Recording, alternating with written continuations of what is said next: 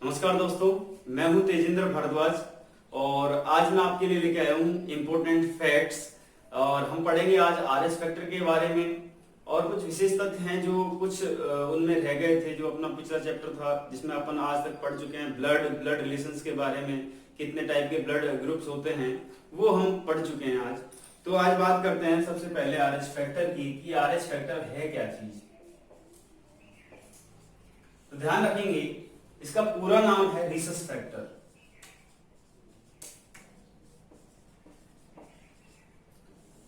Rhesus factor कहते हैं इसको। अब इसकी आवश्यकता क्यों पड़ी, तो सबसे पहले इसकी बात समझते हैं। 1937 से पहले जब एक टर्म आती है ब्लड ट्रांसफ्यूजन, मतलब एक आदमी का ब्लड जब किसी दूसरे आदमी में चढ़ाया जाता था, तो क्या होता था कई बार कि जो पेशेंट था उसकी डेथ हो जाती थी ब्लड चढ़ाने के बाद में। तो ऐसा क्यों होता था, वैज्ञानिकों ने रिसर्च किया इसके बारे में। तब एक बात निकलकर सामने आई। एक वैज्ञानिक थे जिसको अपन बोलते हैं लैंड स्टीनर, और दूसरे वैज्ञानिक थे वीनर। इन्होंने 1937 में एक फैक्टर जिसको रिसस फैक्टर के नाम से जाना जाता है उसकी खोज की। तो हम कह सकते हैं इसकी खोज लैंड स्टीनर और वीनर ने की 1937 में। उन्होंने पाया कि हमारी बॉडी के अंदर कुछ ऐसे विशेष एंटीजन्स होते हैं जो अपन ब्लड ट्रांसफ्यूजन करते हैं उसको रेस्ट्रिक्ट करते हैं। वो कैसे, जो हमने ब्लड, क्योंकि हम देखते हैं कि लैंड स्टीनर ने ही किसकी खोज की थी, ब्लड ग्रुप की खोज की थी, ए, बी और ओ की। तो इन्होंने बताया कि उसमें भी पॉजिटिव और नेगेटिव के दो केसेस होते हैं। तो इन्होंने सबसे पहले एक बंदर जिसका नाम था रीसस मंकी के ऊपर रिसर्च की और उसमें पाया कि RH नामक एंटीजन पाया जाता है हमारी बॉडी के अंदर। जो रीसस फैक्टर होता है ये एक विशेष प्रकार का एंटीजन होता है, इसको एंटीजन ही कहते हैं। और एक दूसरा फैक्ट ये है कि वर्ल्ड के 85% लोगों में ये आरएस फैक्टर पाया जाता है। लोगों में आरएस फैक्टर पाया जाता है, अर्थात जिन लोगों में आरएस फैक्टर उपस्थित होता है, आरएस फैक्टर की उपस्थिति होती है उसको आरएस पॉजिटिव बोलते हैं, इसमें कह देंगे उपस्थित। और जिनमें इसकी अनुपस्थिति होती है उनको कहते हैं आरएस नेगेटिव या अनुपस्थित। अगर इंडिया की बात करें तो 93% ऐसे लोग हैं जिनमें आरएस फैक्टर पॉजिटिव होता है, मतलब उपस्थित होता है। तो उपस्थित का मतलब उनका ब्लड है वो पॉजिटिव है, जिनमें आरएस फैक्टर उपस्थित नहीं होता उनका ब्लड नेगेटिव है। तब आगे बात करते हैं कि कौन किसको दे सकता है ब्लड और किसको नहीं दे सकता। तब आरएस फैक्टर की बात करते हैं तो मैं टेबल बनाता हूं, यहां पर लिख दूं RH पॉजिटिव। दूसरी बात RH नेगेटिव की, यहां पर RH नेगेटिव कह दिया मैंने, और यहां पर लिख दिया RH पॉजिटिव और यहां पर लिख दिया RH नेगेटिव। एक व्यक्ति है जो अपना ब्लड, जिसका RH पॉजिटिव है, जिसका ब्लड ग्रुप प्लस पॉजिटिव है, और दूसरा व्यक्ति जिसको देना चाहता है उसका भी ब्लड ग्रुप पॉजिटिव है। तो हम कह सकते हैं कि जिसका पॉजिटिव है वो पॉजिटिव वाले को कितनी ही बार ब्लड दे सकता है, और पॉजिटिव से पॉजिटिव कितनी ही बार ब्लड ले सकता है। ये दे सकता है और ये ले सकता है, अर्थात पॉजिटिव केस में कितनी ही बार ब्लड दे भी सकते हैं और ले भी सकते हैं। बात करेंगे नेगेटिव से नेगेटिव को दे भी सकता है और नेगेटिव से नेगेटिव ले भी सकते हैं, कितनी बार ले सकते हैं। तीसरा केस है कि पॉजिटिव से नेगेटिव। तो पॉजिटिव से नेगेटिव मतलब जिनके रक्त में RH एंटीजन उपस्थित है वो RH नेगेटिव वाले को रक्त नहीं दे सकता है, किसी भी केस में नहीं दे सकता है। अगर दे दिया तो ब्लड में क्लॉटिंग हो जाएगी और पेशेंट की डेथ हो जाएगी सडनली। बट एक केस होता है कि RH नेगेटिव से RH पॉजिटिव, इसमें ब्लड दे तो सकता है। ये क्या करता है, RH नेगेटिव से RH पॉजिटिव ये दे तो सकता है, मतलब जो पॉजिटिव वाला है वो RH नेगेटिव से ब्लड ले सकता है, बट विशेष परिस्थितियों में डॉक्टर की सलाह लेकर और विशेष डॉक्टर के ट्रीटमेंट के द्वारा ये ले सकता है। तो अब अपन बात करेंगे, जब अपन ने बात की थी कि यूनिवर्सल डोनर कौन सा होता है। यूनिवर्सल डोनर या सार्वत्रिक दाता जो सभी को दे सकता है, उसकी बात हमने की थी O की। तो O में भी दो हो गए, एक O पॉजिटिव और O एक नेगेटिव। तो अब पॉजिटिव वाला किस किस को दे सकता है, A को भी दे सकता है, A पॉजिटिव, B पॉजिटिव को दे सकता है, AB को दे सकता है और O पॉजिटिव को भी दे सकता है। जब O नेगेटिव की बात करेंगे, क्योंकि ये नेगेटिव इसको दे सकता है पॉजिटिव को, इसका मतलब जब अपन A पॉजिटिव की बात करेंगे तो इन चारों को तो देगा ही देगा, उसके साथ में इनके साथ में जो नेगेटिव्स हैं उनको भी ये ब्लड डोनेट करेगा। मतलब A पॉजिटिव को देगा, A नेगेटिव को देगा, B पॉजिटिव को देगा, B नेगेटिव को देगा, AB पॉजिटिव को दे सकता है, AB नेगेटिव को दे सकता है, O पॉजिटिव को देके और O नेगेटिव को भी दे सकता है। और ये O नेगेटिव जो है किससे ब्लड ले सकता है, O नेगेटिव केवल और केवल O नेगेटिव से ही ब्लड ले सकता है, ये एक केस है। तो ये RH फैक्टर की बात हुई कि हमारे ब्लड में A positive, A negative, B positive, B negative, A positive, AB positive, AB negative, O positive, O negative, ऐसे ब्लड ग्रुप्स होते हैं। और जो पॉजिटिव हैं, जो पॉजिटिव केस है, इसका मतलब उसमें RH एंटीजन प्रेजेंट है, जिसमें नेगेटिव है इसका मतलब उनमें RH एंटीजन प्रेजेंट नहीं है, एब्सेंट है। और सार्वत्रिक दाता किसे बोलते हैं, यूनिवर्सल डोनर किसे बोलते हैं आप, O नेगेटिव जो जिसका ब्लड ग्रुप है वो बहुत रेयर केस होता है, हालांकि उसको यूनिवर्सल डोनर हम कह सकते हैं। और यूनिवर्सल एक्सेप्टर की बात की थी हमने, तो AB की बात करेंगे, वो यूनिवर्सल एक्सेप्टर है। रोग आता है जिसे हम बोलते हैं एरिथ्रोब्लास्टोसिस फिटेलस। अब ये रोग क्यों होता है, जैसे हमने अभी बात की थी कि RH पॉजिटिव और RH नेगेटिव की, कि यहां ये ब्लड नहीं दे सकता है। यदि किसी पुरुष जिसका ब्लड ग्रुप RH पॉजिटिव है, उसकी शादी RH नेगेटिव स्त्री से होती है, जिसका एक स्त्री जिसका ब्लड ग्रुप RH नेगेटिव है उससे शादी होती है, तो उसमें ये बीमारी हो जाती है कि एरिथ्रोब्लास्टोसिस, किसमें, जो उनका पहला शिशु होता है, पहला शिशु वो तो सकुशल जन्म ले लेता है, परंतु दूसरा जो शिशु होता है, दूसरा बच्चा जो होता है, उसकी गर्भावस्था में या प्रसव के बाद में, डिलीवरी के बाद में, या फिर गर्भावस्था में ही उसकी डेथ हो जाती है। भ्रूण की या गर्भावस्था के बाद में, प्रसव के बाद मृत्यु।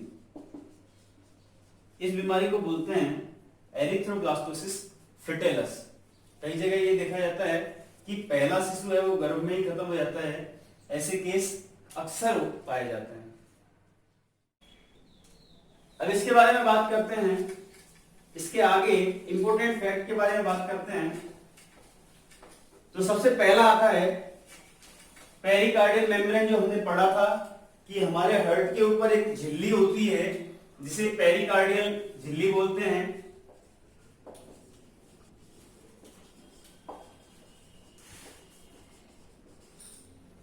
और ये जो पेरिकार्डियल झिल्ली है, इस पेरिकार्डियल झिल्ली के 3 भाग होते हैं। सबसे पहला भाग जो होता है वो एंडोकार्डियम बोलते हैं उसको। नंबर दूसरा भाग है उसको मेयोकार्डियम बोलते हैं।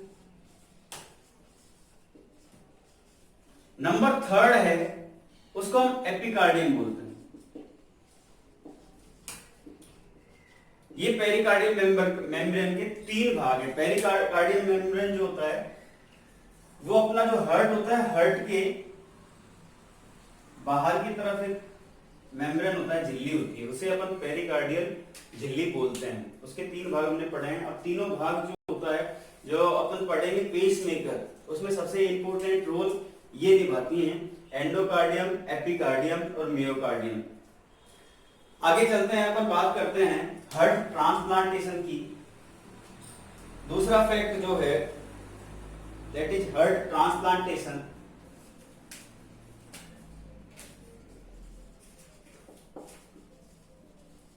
ये हृदय का प्रत्यारोपण सबसे पहले कहां हुआ था और इंडिया में कब हुआ था, कहां हुआ था?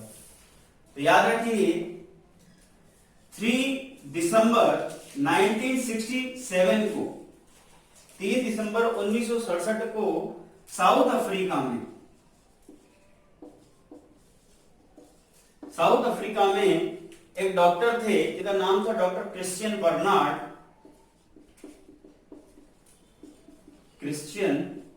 बर्नार्ड।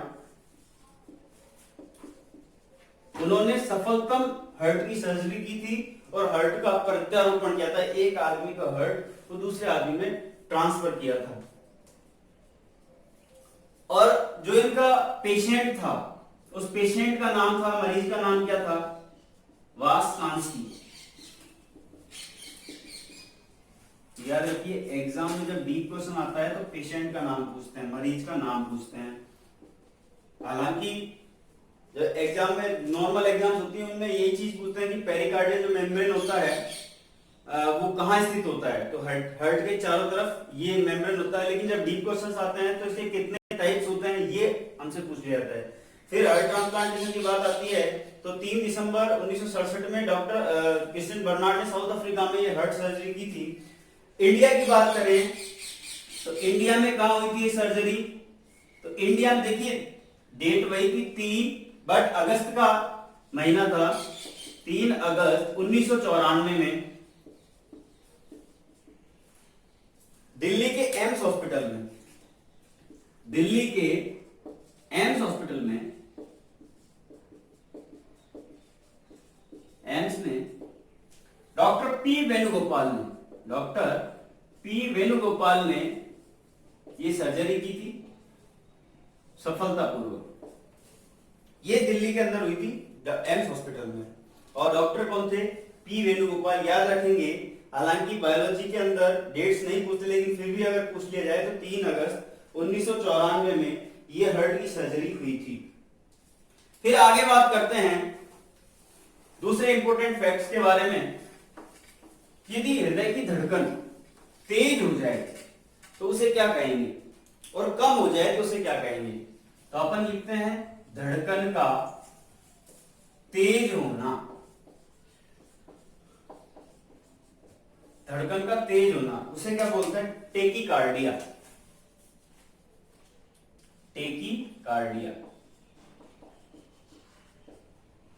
और यदि धड़कन का जो हार्ट बीट होती है उसका कम होना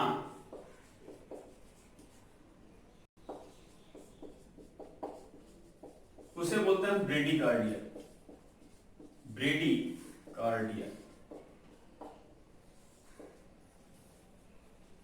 फिर बात करते हैं कि यदि हमारे रक्त में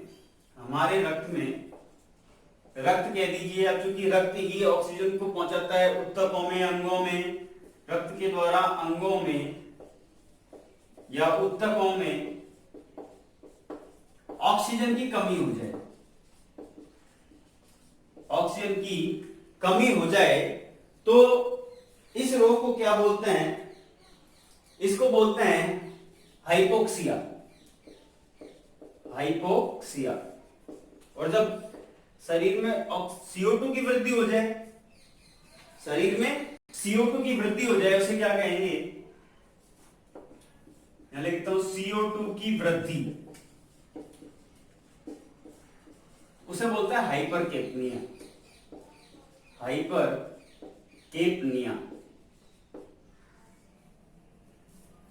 फिर आगे चलते हैं कि यदि बॉडी में ब्लड की सप्लाई कम हो जाए, देखो एक तो ब्लड की कमी होती है और एक ब्लड की सप्लाई में कमी होती है, दोनों में अंतर है। बॉडी में ब्लड की सप्लाई कम हो जाए, सप्लाई कम हो जाए तो कौन सा रोग होता है, होने से उसको बोलते हैं एस्केमिया या फिर पेक्टोरिस। ये जब बॉडी के अंदर ब्लड की सप्लाई कम हो जाती है तब ये होता है। अच्छा, एक बात आती है कि सब एक वर्ड से फैमिलियर है जिसको बोलते हैं अपन हार्ट अटैक, जिसको हृदयाघात बोलते हैं, कार्डियक अरेस्ट बोलते हैं, हृदयाघात। ये हार्ट अटैक कब होता है, क्यों होता है?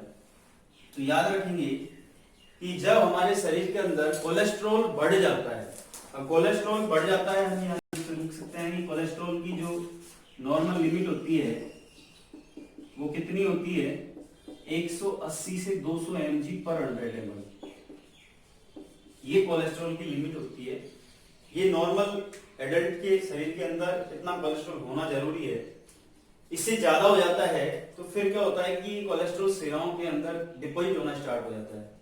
जब कोलेस्ट्रॉल सिराओं के अंदर डिपॉजिट होना स्टार्ट हो जाता है, सिराएं किसे कहते हैं, जो ब्लड इम्प्योर ब्लड को हार्ट से दूर ले जाती हैं, हार्ट में लेके आती हैं, उनको अपन बोलते हैं सिराएं। और उनके अंदर कोलेस्ट्रॉल क्या होता है, डिपॉजिट होना स्टार्ट हो जाता है।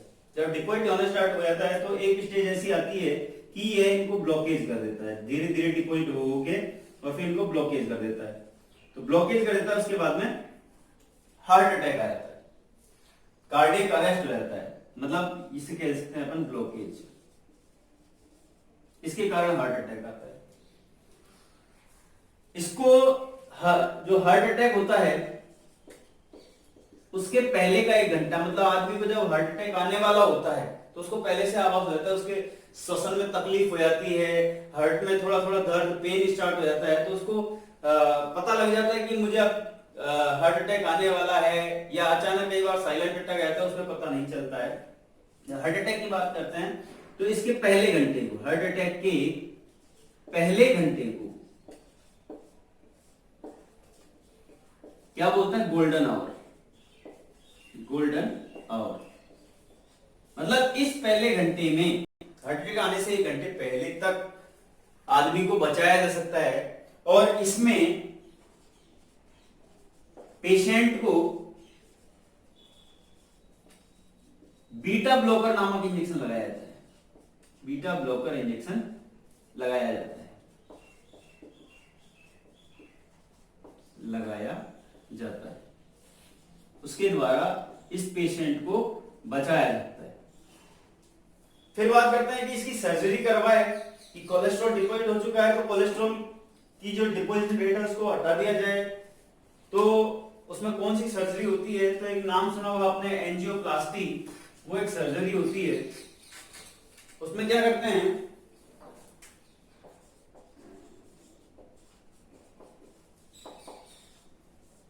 ये मान लीजिए अपना हार्ट है, ये पल्मोनरी आर्टरी है, ये अपना सेक्टम पार्ट है, यहाँ ये मान लीजिए कोलेस्ट्रॉल है, क्योंकि ये भी इम्प्योर ब्लड को लंग्स तक लेके जा रही है, ये ब्लॉकेज हो चुका है,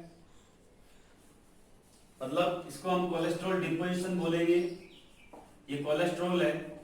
तो इस सर्जरी में क्या होता है, इस कोलेस्ट्रॉल को विशेष तकनीक के द्वारा निकाल लिया जाता है, रिमूव कर दिया जाता है, हटा दिया जाता है, और इसकी जगह ये हटा दिया मान लीजिए, और हटाने के बाद में यहां पर एक प्लेटिनम की रिंग लगा देते हैं, प्लेटिनम की रिंग। तो इसका फंक्शन क्या होता है, क्योंकि ये क्या होता है, अपने ऊपर प्लेटिनम एक ऐसी धातु है जिसके ऊपर डिपॉजिट, कुछ भी डिपॉजिट नहीं होता है, इसलिए इस सर्जरी को फिर बोलते हैं अपन एंजियोप्लास्टी। फिर आगे बात करते हैं, एक बीमारी आती है इसी के अंदर है, इसको बोलते हैं अपन ब्लू बेबी सिंड्रोम। ये कौन सी बीमारी है? ब्लू बेबी सिंड्रोम उस बीमारी को कहते हैं कि जब किसी भ्रूण में, फेटस में सेक्टम का निर्माण नहीं होता है। ये जो सेक्टम होता है, सेक्टम अर्थात प्योर ब्लड, इस साइड में प्योर ब्लड होता है और इस साइड में इम्प्योर ब्लड होता है, और इन दोनों को अलग करने वाली एक ग्रंथि होती है, एक झिल्ली बोल सकते हैं, इसे सेप्टम बोलते हैं। तो जब सेप्टम का निर्माण नहीं होता है, सेप्टम का निर्माण नहीं हो,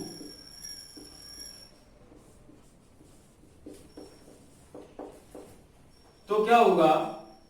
प्योर ब्लड और इम्प्योर ब्लड दोनों मिक्स हो जाएंगे और बच्चे के शरीर में क्या होता है? इम्प्योर ब्लड फ्लो होने लगता है। तो या तो वो जन्मते ही एक्सपायर हो जाता है बच्चा, या फिर 6 महीने या 7 महीने बाद वो एक्सपायर हो जाता है। तो इस बीमारी को बोलते हैं अपन ब्लू बेबी सिंड्रोम। किसके कारण होती है? सेप्टम का जब निर्माण नहीं होता है तो इस बीमारी को हम बोलेंगे ब्लू बेबी सिंड्रोम। एक बात, दूसरा फैक्ट कि यदि जो गर्भवती महिला होती है, प्रेग्नेंट वुमेन होती है, यदि वो ऐसे जल का सेवन करे, ऐसे पानी को पिए कि जिसमें पारा ज्यादा हो, Hg की अधिकता हो, तो जब Hg की अधिकता होगी तो उसमें बेबी में एक रोग हो जाता है जिसे मीना माता रोग कहते हैं। यदि पानी में पारे की अधिकता होगी, पारे की या Hg की अधिकता होगी, तो कौन सा रोग होता है? मीना माता। और ये कहां से आया ये रोग? ये जापान से आया। कि जापान में एक इंडस्ट्री थी, उस इंडस्ट्री का जो प्रदूषित जल था वो किस में आता था? एक मीना माता नाम की लेक में, और उस लेक की जो मछलियां हैं उनमें सबसे पहले रोग हुआ। तो हम कह सकते हैं कहां से जनरेट हुआ? जापान से। और जापान में फिश में एक रोग होता है, उसको बोलते हैं मीना माता। फिर दूसरा, यदि पानी के अंदर नाइट्रेट की अधिकता होगी। अच्छा, हमने कहा था कि सेप्टम का निर्माण नहीं होता है, तो सेप्टम का निर्माण कब नहीं होगा? उसका कारण क्या है? कि जब पानी के अंदर नाइट्रेट की अधिकता होगी, नाइट्रेट की अधिकता होगी, और यदि कोई महिला इस पानी को, नाइट्रेट की अधिकता वाले पानी का सेवन करे, तब सेप्टम का निर्माण नहीं होता है। यदि हम कैडमियम की बात करें कि यदि पानी में कैडमियम की अधिकता होगी, पानी में कैडमियम की अधिकता होगी, तो एक रोग होता है इटाई रोग हो जाता है। अगला पॉइंट है कि यदि आर्सेनिक की अधिकता होगी, आर्सेनिक की अधिकता से एक रोग होता है जिसे हम बोलते हैं ब्लैक फुट रोग।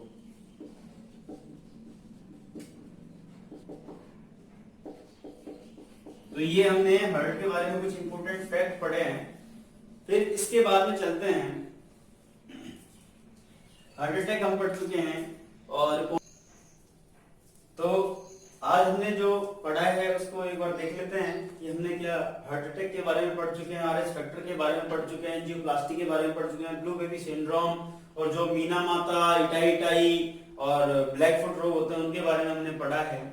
अगला जो वीडियो होगा उसके बारे में हम एक इंपॉर्टेंट टॉपिक पढ़ेंगे जिसके हम पेस मेकर बोलते हैं। नेचुरल पेस मेकर क्या होता है हमारे हार्ट का, कैसे वर्क करता है, कैसे इलेक्ट्रिकल इंपल्सेस काम करती हैं, साइनो आर्टरियम नोड क्या होता है, एंटीरोवेंट्रिकुलर नोड क्या होता है, कैसे करंट फ्लो होता है, पुरकिंजे मसल्स क्या होती हैं, वो हम अगले वीडियो में बात करेंगे।